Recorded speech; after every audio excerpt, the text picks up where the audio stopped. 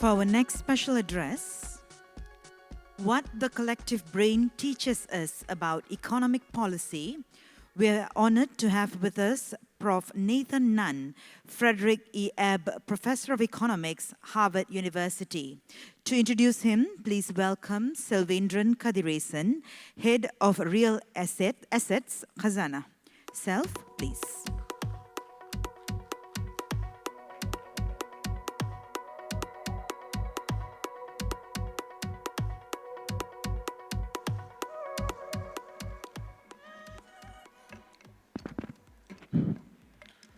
Very good morning, Your Royal Highness, distinguished guests, and friends. So we've had a wonderful first session of the morning. It was, to many of us, I think, a bit of a deja vu of being back in university in an economics lecture. So we're now moving to Nathan's session this morning. Just to try and maybe provide some context, I thought I'd start off by trying to link this to yesterday morning's session with Joe Hendrick, who spoke to us about cultural evolution and the collective brain. And how we learn collectively, we innovate collectively. And to try and illustrate this point, I think Joe shared the example of the Burke and Wills exploration in 1860 in the Australian interior, and how these two of the three explorers ended up starving to death because of the extreme conditions of the Australian desert. And as Joe pointed out, they did not take advantage of the benefit of the collective learning of the Yandhuana tribe. Sadly, Burke and Willis also did not have the benefit of Nathan's work on culture, particularly how decision-making heuristics take the form of emotions or gut feelings about what's right or wrong in a particular situation, and especially when you're making decisions in complex and uncertain environments. Nathan's work, which he's going to share with us today, this morning, will mean different things to different people in the room today. To the investment professionals in this room, we spent a lot of time trying to understand sector and market outlooks, and Nathan's work around how a country's long-term economic outlook is a function of its historic past, in particular it's the effect of colonization, becomes very relevant.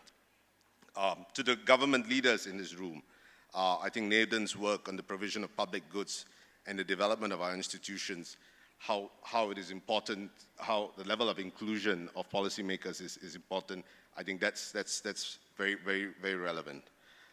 He also highlights the need for leaders to work very closely with economists and researchers in developing policy. Again, this point about inclusion. To policymakers, Nathan's work talks about the need to provide equality of opportunity to all segments of population. And he also keeps reminding us to go back into history, the history of our institutions, the history of where we came from. To researchers and educationists that are sitting here today, I think Nathan's work around how the one-size-fits-all research doesn't work in today's world. And there's a need to incorporate the local context. There's a need with cross-disciplinary engagement with anthropologists and historians in developing policy. I think that's very relevant. Nathan's session today will focus on policy implications of building a better collective brain. So really building on what Joe's session talked to us about yesterday. And the three things that he's going to talk to us about inclusion, so gender inclusion, mobility, and how that leads to a better collective brain. And in a country like Malaysia, where with our diverse backgrounds that we come from, I think it's very relevant. He will talk to us about trust, which leads to tighter, more cohesive groups and better collective brains. And trust is something that can be integrated through integration and contact, shared experiences. And we saw this yesterday in Professor Dato' Paduka, Dr. Teo Su Huang's work on cancer research. That sort of brought home the point about Nathan's work on trust. Nathan will also talk to us about the mobility of labor and how that's important to us. As I said earlier, Nathan's work will mean many things to many of us. When Nicholas Kaur and I first met him a couple of days ago in person, I think we mentioned to him how relevant his work is in the context of Malaysia, and the many questions that we have sought to answer at this KMF and at previous KMFs around the topics of inclusive growth, around the topics of institutions, and around topics of innovation. Ladies and gentlemen, without any further ado, I would like you to help me welcome Professor Nathan Nunn from the University of Howard.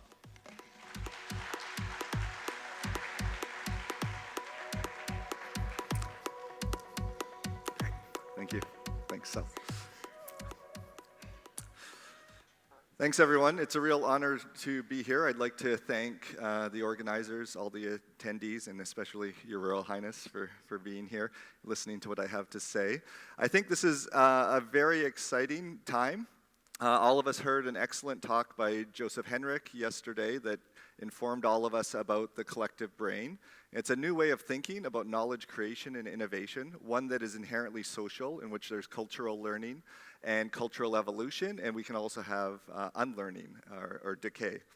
And so just what I want to do in this talk is connect kind of this new way of thinking, which I think we're all still trying to absorb, coming from an economics background, most of us, and connect it to what we know within economics and also economic policy. Okay, so this is going to be the slide with the most math and the most Greek. So for those of you that took economics, this will be familiar. But I just want to put this in a framework that we're kind of more familiar with.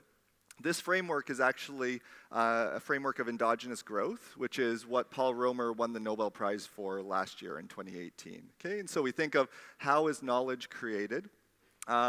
Society has a population of size L, so there's L individuals within a society. Assume that a fraction of this population is exposed to a role model. Okay, so this is the collective brain. There's a role model that can teach, and you can absorb this, but not everyone has the exposure of a role model. For those with this opportunity to accumulate knowledge and improve upon it, knowledge is improved upon, or innovation occurs, with probability mu. Okay? And the extent to which this improvement, this innovation, diffuses to the rest of the economy is governed by a parameter theta. Okay? And so again, this is the aspect about where knowledge and the collective brain is inherently social. It has to do with the connections. So if you put all of this together, you get a formula where economic growth or knowledge growth, A dot over A, is equal to these parameters gamma, mu, theta times L. Okay? And so how does this help us understand? Well, so this is the model here. We can think about what we normally think about within economics. Okay? So some of that equation we're very, very familiar with. L, we're familiar with. This is called scale effects. If you have a larger population, right, so it's within endogenous growth thinking, you have more individuals that could be Einstein, or more individuals that could come up with a good idea. So then larger populations tend to have more innovation. And that was consistent. This is true in the collective brain. And Joe had examples of this with different islands having different tool complexities or knowledge complexities. The more innovative a population is, so the greater the probability each individual innovates, the greater is knowledge growth going to be in the population. Okay, so within economics, we know this. So what's new? Well, it's these two parameters, gamma and theta. Okay, so gamma, which is what we often ignore and was actually talked about in the previous session and has been a theme, is how inclusive the population is. Is there a class of individuals or people within society that don't have the same access to knowledge or the same role models or the same ability to innovate? Okay. And then the other one is, well, how cohesive or connected the population is. So once innovations occur, do they diffuse to the full population, right? So these things are inherently social. Just because one individual comes up with an innovation doesn't mean that it's going to diffuse and affect the aggregate economy, okay? And so this, I think, is the best quote from Joe's book, which you all have, page 214. If you want to have cool technology, it's better to be social than smart, okay? And so this is really, I think, distills the collective brain, and this is one of the parameters here. So if we think of the collective brain, here's an example of it here, where you have different nodes. So these could be different individuals or different parts of society, and they're connected, and knowledge is diffused.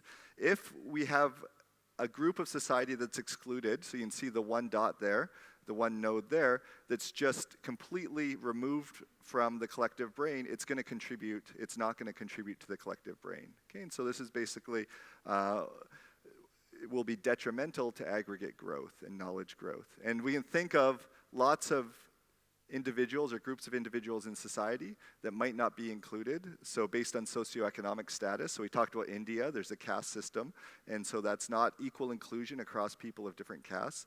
Gender, so hopefully we'll talk about this in the final panel a lot more. Is there equal inclusion for all genders in all countries around the world? Ethnicity, and then immigration status, where you were born. So within the United States, there's a city, Nogales, which is on the border of New Mexico and Mexico. If you're born a few blocks on this side, you have very different rights and inclusion in the United States, and if you're born a few blocks on that side, on the other side of the border, okay? And so we're going to actually look at some data. So this is data on inventors, which has just come out of Harvard. It's not even published yet.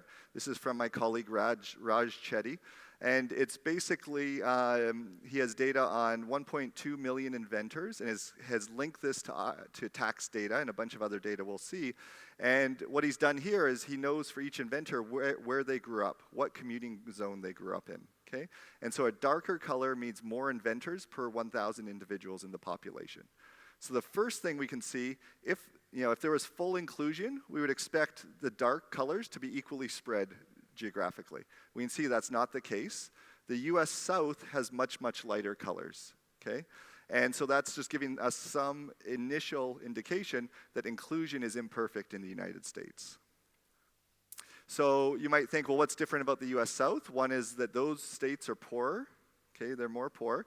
We can look at that with fine-grained data. Here an observation is a cluster of individuals. And on the x-axis is the individual who grows up to be an inventor. What's their parents' income? Okay, so basically, are you raised in a rich family or a poor family? More to the right means higher income. And then on the y-axis, the vertical axis, is the number of inventors per capita, essentially. So if you were born and raised in a richer family, you're more likely to be an inventor, right? And I forgot to mention invention is measured by patents here. Okay, so you might think, and as economists we would think, well, that makes sense because what's happening is richer people have better education, and education is important for invention.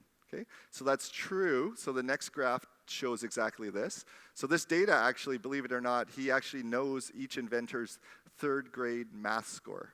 Okay, so he's linked this up. This is highly proprietary. So he knows how you did in third grade, and that correlates very highly with actually the propensity to invent.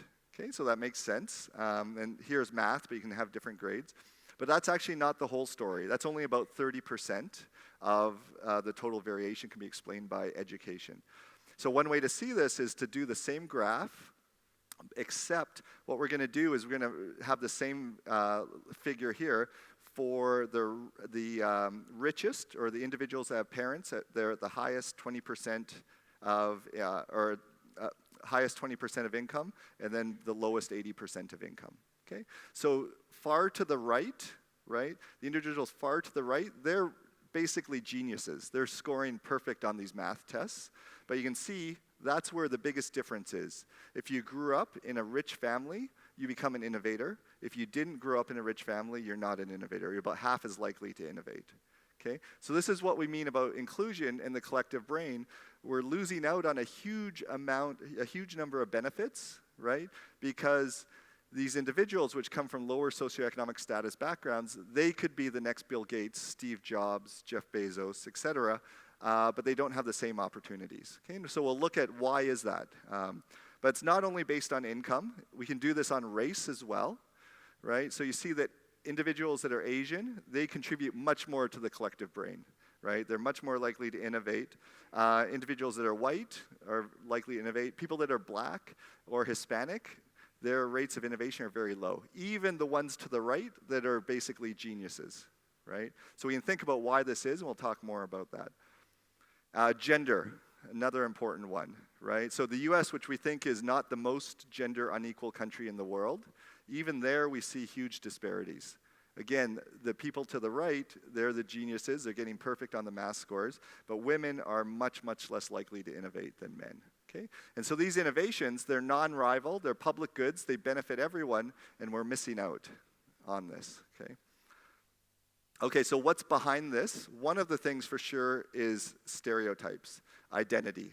women or African Americans feel like people like them don't innovate, they're not entrepreneurial, they're not successful in society.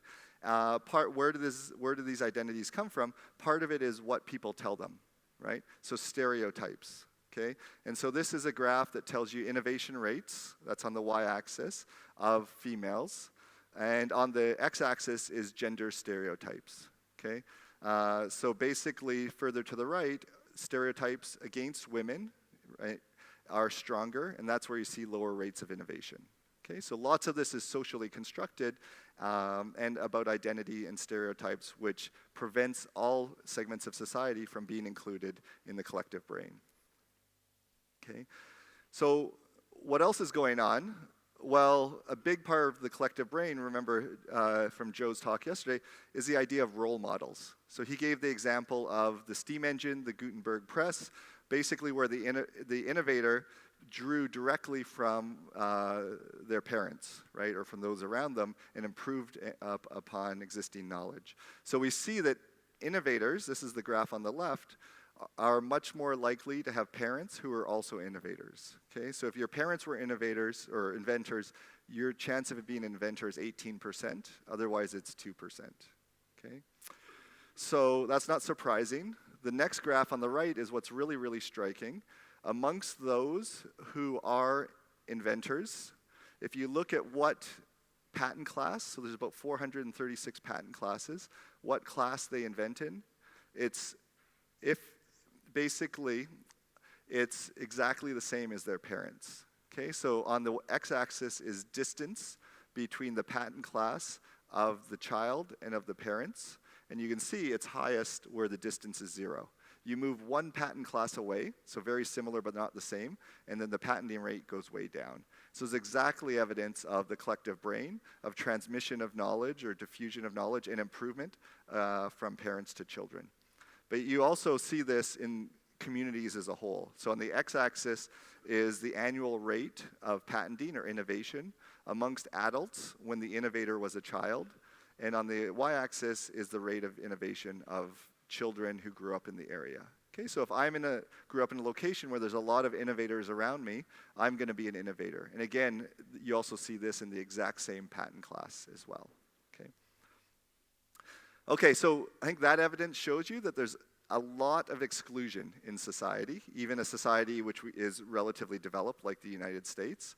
So really, what's the cost of this exclusion? I think it's pretty intuitive and almost tautological that innovations which don't occur, right, because African Americans or females or low-income people are excluded from the innovation process, from the collective brain, that's going to hurt society. There's other evidence, and so unfortunately there's a lot of examples in human history of groups being excluded in society, and we can examine what are the impacts not only decades later, but even centuries later. And so one example that I've worked on is slavery within the Americas and within the United States, right? So slaves were brought from Africa to plantations in the Americas, and where they worked on slave plantations, and products were produced and then shipped elsewhere in the world. So in some sense, property rights were good, institutions were good, right? But not all individuals had the same access to liberty and inclusion in society. So what do you see? Well, those parts of the Americas that had more slavery, right, are poorer today. That's what this graph shows. Okay, and so this is hundreds of years later. Slavery was abolished in the mid-19th century, but the effects continue to persist, okay? And you see this within the United States as well, right? Those states that had slavery, even today, again, decades and decades after the abolition of slavery, those areas are poorer today, okay? So this exclusion, this is an extreme example, but it shows that exclusion really does have long-run impacts, and impacts that can last for many centuries, okay? So the other part of the collective brain, which we as economists are just starting to integrate and to try and understand, is this notion of cohesion, okay? That the more interconnected a society is, the more these ideas can diffuse. So in the examples here, what you can think of is, well, there's more links between nodes and even stronger links, so they're even more thick. And what I'm going to talk about today is one dimension of this, and this is trust. Okay, so why do I choose trust? Well, think of any transaction from buying an apple in the store to engaging in outsourcing or FDI. This requires a huge amount of trust. Okay, and so buying the apple, just a tiny bit of trust that you give them money and they're going to return the change. You're not going to run away with the apple, for example. And the other thing is that trust actually correlates really, really strongly with other factors like social capital. Okay, so it's just one dimension of other factors that measure the cohesion within society. So here is a graph that tells you the average level of trust across societies and income per capita measured in a log scale. And so the trust is the fraction of people in a country that answer yes to the following question. In general, do you feel that people can be trusted? Okay? And so if you're curious, you can look at Malaysia. So it's the top left, right? So I won't be able to point it out. The laser pointer doesn't work. MYS, near Botswana. So it's almost the top left. Two different ways of looking at Malaysia, or of characterizing Malaysia. For sure, it's off the regression line. So it's far from the line, right? And so we see a positive relationship between trust and income. So you could either say that Malaysia, this is the positive way of thinking of it, has higher income per capita than its level of trust would predict, right? So it's above the line. The other way of looking at it is that basically its level of trust is much lower than its level of income would predict. So it's to the left of the regression line, okay? So that's just as an aside, but we see that the general trend is positive. So societies with more trust and more cohesion have higher levels of income per capita. And so there's been a lot of research with very fancy, complex statistics trying to show that this is causal, right? Just because this relationship exists doesn't mean it's causal, and causal from trust to high income. But the evidence indicates that it is. I won't go into that today. You see this similarly across regions within Europe. Okay, so that's on the left, and across states within the United States. So it's a very striking, strong relationship. So how do we explain this? Okay, so one question is, well, if it's the case that trust increases income, it's a simple question. Why aren't all countries extremely trusting? Right? There's a clear benefit to it. So one answer, which I've spent a lot of time studying in my career, is, well, there are historical shocks which cause trust to change, and in particular to be reduced. The colonial period, there's evidence that this caused distrust, so less trust amongst individuals. And I've also studied the slave trade. So within Africa, about 20 million people were taken from the continent between 1400 and 1900. And these individuals, it's really striking when you look at the data, were actually 40% of them were friends and family members enslaving each other, right, and selling them to Europeans. So Europeans actually didn't enslave Africans, but it was Africans of different groups or even different communities or sometimes the same community enslaving one another.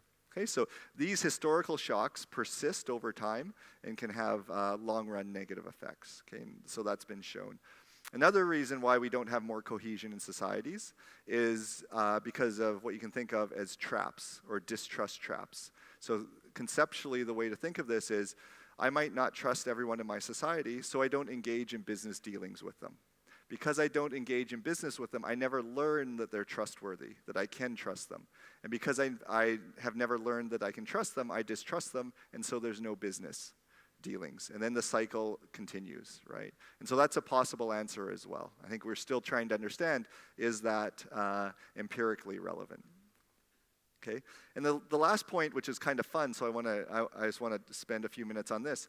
Just because something's optimal at the society level, at the country level, doesn't mean that each individual who's making their individual decisions at the micro level is going to find that optimal as well. Okay, so to show this, have a look at this. And so what this is individuals' measures of trust, okay, on the x-axis. And this measure of trust actually ranges from 1 to 10. So it asks, in general, how much do you trust people? And on a scale of 1 to 10, you choose your answer. On the y-axis is a normalized measure of income, the income of the individual. So below 7, you see this positive relationship, that individuals that trust those more are richer. Okay, so you can think of, maybe they take advantage of opportunities, they have enough trust to put their faith in others and to take risks and engage in business opportunities. Once you move to the right of 7, what happens? You see that if you're trusting too much, well, you're a sucker. You get in trouble, you get ripped off, and so trust actually comes down. So what's optimal at the society level is not optimal at the individual level, okay? And of course, the extent to which in different countries that being too trusting is bad is going to depend on the laws, the institutions, the norms, and so we need to think about those, right? And so on the right, you see for different types of countries, high trust countries, low trust countries, middle trust, you see the same pattern, right? And so these things are important to think about. Okay, so I want to give you there's a lot of research in this area. I want to give you one example, which is at the micro level, is probably particularly relevant to you guys, because everything I've shown you is at the macro level. It's kind of a question of, well, how much do we really believe this? So this is a recent study. It just came out less than a year ago by Nunn. She's a professor at Northwestern University. She studied the CEOs of about 3,500 publicly traded firms in the United States. She collected their information, and from the information, using machine learning, she basically estimated their ancestral background. So depending on what type of name you have, their ancestral background. And with the ancestral background, from that society, what's the level of trust historically of individuals from that society, okay? And what she found was CEOs from places that are more trusting have more innovation in their firms, okay? And the other thing you can measure is actually CEOs, their trust, or their ancestors' trust of different societies around the world. And she knows the ancestry of the innovators or the people working in the R&D in the company. And she finds that also the trust towards those individuals matters a lot. So here's just the data. One way that she looks at this is look at CEO turnover. So CEOs are fired or they quit. The line tells you the year in which the CEO basically changed in the firms. And on the y-axis is the innovation rate measured by patents. Okay? So the blue line is basically turnovers where the new CEO has a higher level of trust than the old CEO. The dotted line are cases where the new CEO has lower levels of trust. So you can see that prior to the CEOs changing, everything looks similar between these two types of companies. But then after the different CEOs come in, you have this divergence. Okay? So this is strong evidence at a very micro level. You see the same patterns that we're seeing at the more macro level. So I think it's important now to think about, well, what policies can increase trust and cohesion? Okay? So we know it's important. There seems to be accumulating evidence. It's important for our collective brain. And so what's been coming out, and again, this is all very recent research, is one is what's often called the contact hypothesis. So when you integrate or have people come face to face, there might be different people who in the past or historically might not integrate a lot and have low levels of trust or cohesion. When you put them together, typically trust and cohesion builds. And so the first bullet point is an example from my colleague at Harvard, Gautam Rao, who basically in Delhi, the government implemented a policy where private schools that were on leased government land had to bring in 20% of students which were from low caste or low socioeconomic status backgrounds. They brought him in and he looked to see what happened. And basically cohesion increased, altruism towards high status or high class children increased a lot towards the low status children. You might be worried that, well, you bring in all these poor kids, that's going to decrease the quality of education. There's no evidence of this at all, right? So basically, individuals who otherwise wouldn't have had contact with children from that class have contact and understand them better or are more altruistic towards them. There's other examples about shared group experiences. So there's a recent paper. So you might think, what's football good for, or what's soccer good for? What's sports good for? This paper shows actually it has huge effects in terms of nation building. Okay, so they look at surveys and ask people before and after there are these important national football matches in these African countries, and you find that people identify more with their country and say they trust fellow countrymen and identify less with their ethnicity basically when these soccer matches are occurring, after the soccer matches occur, and if their national team wins, basically. Okay, and so this is something which we might think is silly, but things like the Olympics or these different sporting events which build national identity seem to really, really have an effect. Okay, another example is 4th of July celebrations. So those of you that have been in the United States know that these are important to Americans. So I learned that coming from Canada as well. And people who participate in 4th of July celebrations become much more nationalistic. They're more likely to vote. They're more civic-minded. So you might think, well, of course, this is just correlation. This isn't causality. Of course, if you're already more patriotic, you're going to go to the 4th of July celebration. So how do we know any of this? So what David Yanagazawa-Drott does is basically looks at individuals, where individuals were born when they were growing up, and looks to see, did it rain on the 4th of July? Okay, that's exogenous, that's from wherever. If it rains, what happens is you don't attend these parades, you don't attend the barbecues, you don't attend the fireworks, so that's exogenous variation in whether it rains. So if it rains on the 4th of July, when you grow up, you're actually less likely to vote. Okay, so it's really, really, really striking when you're it turns out you're actually more likely to vote Republican, but we won't go into that. And then so he got a lot of hate mail for that. And then the last one Joe actually already talked about is competition, right? So this is a notion of intergroup competition. So you have firms which are in a market.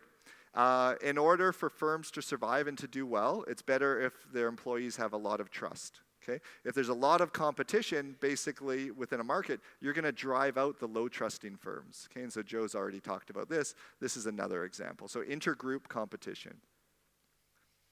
Okay, so the very last thing I want to talk about is, so we've talked about building trust and cohesion. We've talked about policies to make society more inclusive. And the great thing I think about both of those, I'll come back and talk a bit more about this, is there's no trade-off between equity and economic growth. If there's anything the collective brain teaches us is basically economic growth, innovation comes from a larger collective brain, a more inclusive collective brain. Okay, and so I think yesterday in a panel it was mentioned, which I think is completely wrong, that there's a trade-off between equity and economic growth. I think there completely isn't. And so another way to think of this, so to think of the collective brain, is to think of these dots not of being individuals in a society or groups of individuals, but think of the dots as being countries. Okay, so now we're thinking globally. There is a global collective brain more and more over time. So what this tells you is the more connected these different countries are, the larger the collective brain. The exact same logic that we just saw, but at a global level. Okay. And so what's the evidence for this? So this is, again, research that's just come out in the last few years, and it's really, really, really striking, basically. So if I was to characterize the research, it's been looking at migration, short-run effects, long-run effects. When migration occurs, everyone benefits, okay? So everyone benefits. So when somebody moves from a developing country to Canada or the US or Australia, their productivity increases and their wage increases. That's not surprising. We know their family also benefits. A lot of this is from remittances being sent home. The country that receives them benefits. I'll talk a bit more about this. But also the country that they left benefits. Okay, so there's lots of examples of this and evidence. So that might be really, really surprising when you think of something called the brain drain. Okay, so that's interesting to think of relative to the collective brain. The brain drain is, well, we lost someone smart. Okay? But in reality, what you see is those individuals leave, but they build connections or they maintain connections back in their origin country. Okay? And there's lots of examples I could go through of this. So, even a close friend of mine left Benin. He was a political refugee, and he's been living in Princeton, New Jersey, and now he went back and built a university called the African School of Economics, right? So even when you lose individuals, really what you're doing is extending connections to the rest of the world, okay? So here, this is just a piece of research that I did that's just a few years old. And basically, it was looking at the largest wave of migration in U.S. history called the Age of Mass Migration. So this is 1850 to 1920. And what you find really, so what we do is trace immigrants. They come to the U.S., they take the railways, and they settle in particular counties. Okay? And the counties that received more immigrants, what you find is patent rates are higher, in part because immigrants are more likely to innovate, in part because they're bringing knowledge back from their origin country. So Germans brought knowledge about new crops, new animals. There was a lot of innovation in farm technologies. But also what you find is the native-born individuals, so the people that were born and raised there, they innovate more as well. Okay, so there are these spillovers, these from immigrants, which are coming with new ideas, to the native-born. And that's completely consistent with the collective brain, where learning is social. You see people innovating next to you, and you improve upon that, right? And knowledge is cumulative. And what you see as well is that these places industrialized first, and basically they became richer, and that persists until today. So even 100 years later, we see that the benefits of immigration are here, okay? Are still there. Okay? I think that's important because when we think of immigration, we often think of the costs, which might be very short run, but we often ignore the benefits, which last for a long, long period of time. Okay? There was another study by Bouchardi, Chanet, and Hassan, which did a similar thing, but they kept track of what's the origin country of the immigrants that went to a particular county. And what they find is 100 years later, basically there's more inward and outward FDI between that county and that foreign country. So again, this is exactly consistent with the collective brain, where these connections are built and they persist and they lead to economic growth. Okay, okay, so the very last thing I want to talk about is, you might think, well, what are the policy implications of this? Should we have giant waves of immigration coming in? And what I want to show here is that small things can have big effects on this interconnectivity, okay? So what this graph shows is, on the x-axis is distance between pairs of cities. So you think of any two cities in the world, major cities, okay? So if you thought how far apart they are, that's given by the x-axis, okay? So on the y-axis is basically the number of these cities that are connected by a direct flight, okay? And what you see, there's a vertical line at 6,000. What does 6,000 mean? Well, basically, if two cities are 6,000 miles apart, it takes about 12 hours to fly from one to the other. And what happens after 12 hours? Well, there are FAA regulations, or there are regulations, that basically workers can't work for more than 12 hours. So after 12 hours, you need to have a second set of crew, so that the one set can go to sleep and the other set can work. Then you need to have sleeping quarters for the crew, okay? So what you see, this shows 1989 and 2014. So between that period, there's great advancements in airplane technology, so we can now do these long-haul flights. But what you see is the direct flights tend to occur right up to 6,000 miles, okay? After 6,000 miles, you tend not to have direct flights because that's much more costly, okay? And so, you know, if there are two cities, San Francisco and Hong Kong, that were connected, for example, that's over 12 hours, you might be able to connect between them. There might be a direct flight, but also you might have to transfer, okay? And so what does this mean for business ownership? What you see is that same pattern. So this pattern here is reflected in inward and outward FDI between cities. Okay, so this is data from Orbis, and you know basically ownership connections and the locations. And you see this strong discontinuity at 6,000 miles.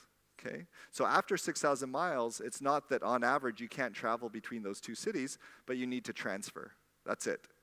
Okay, and you see that transferring, which takes a few hours, maybe a bit inconvenient, basically leads to this huge decrease in business between those city pairs. Okay, so this is telling you that small changes in transport costs can have huge effects on economic activity. Okay, so what does this mean for policy? Well, actually, if you think of certain countries around the world, this is an example from Ethiopia. So you see that a lot of countries in this map are red. These are all the countries in which an Ethiopian businessman, for example, needs to get a visa weeks or months ahead of time to travel to that country. Okay? So pretty much every country in the world, except for a few, Ethiopians need to basically, probably in most countries, send their passport away, have the visa put in, and have it sent back. Okay, so this is extremely detrimental for Ethiopian business internationally. There's a few countries where they don't need to do this, but none of those have direct flights, actually, ironically. So this is telling you that even little things like visa requirements can have a big impact on economic development of developing countries, let alone immigration policies, right? And so I think it's a different way of thinking about immigrants which are coming into your country or visitors which are coming into your country, not as a cost or a strain on your country, but as part of the collective brain, as a way of us enlarging our collective brain and integrating more across the world. And Joe also mentioned that, well, diversity is good, right? So being connected to people that think differently is also hugely important. Okay, so let me just take a step back in 2 minutes and talk about, well, what did we learn from this?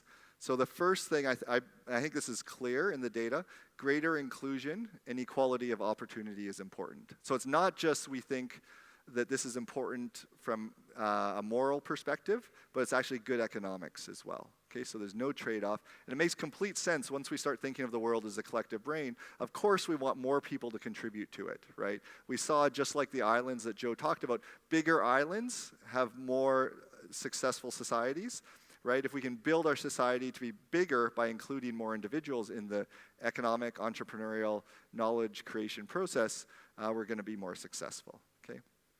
Greater cohesion as well. I think this makes complete sense. The more cohesive, the more social, the more cooperative our society is, the more successful we're going to be. And this ties back to economic inequality. When there's a big proportion of the population which doesn't have the same success or opportunity of success, of course cohesion's not going to be as good, right? And is not going to be as well. And then the movement of population. So thinking of globalization, not as as basically a larger collective brain, and rather than having islands of populations that are disconnected and we're not letting people in to our society, maybe we should think of, well, can we build those connections with other societies, right? And it could be through immigration policies, but even things of freedom of mobility. So I think all of these are lessons, which to me is very exciting, that economics can learn from the type of research that Joe's doing, and I think is just starting to come into economics. So thank you very much. Thank you.